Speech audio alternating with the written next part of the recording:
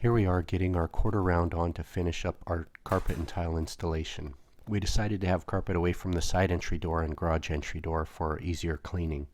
We measured the living room area, bedroom, and anticipated loft area to buy carpet padding and carpet.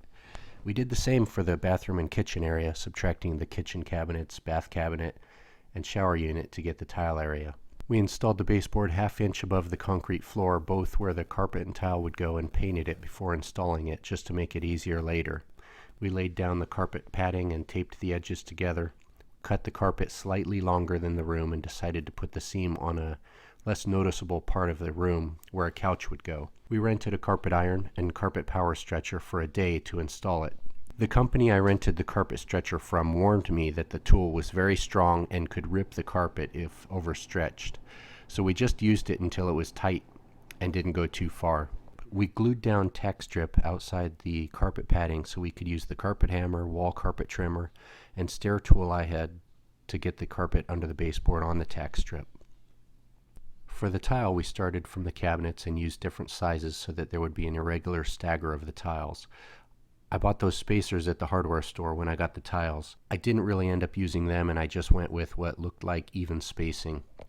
We ended the tile about an inch from the carpet. Cutting the tile was easy using this tile cutter we bought. You simply score the tile, and then a little pressure breaks it along the scored line.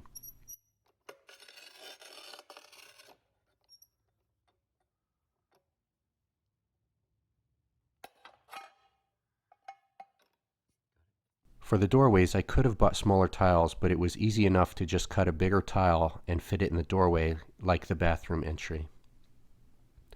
The most difficult cuts were the round ones around the toilet. It just took time to cut little pieces out a bit at a time with the rotary cutting tool. Once the tile was all laid and grouted, we put the baseboard up that came with the cabinets for a finished look.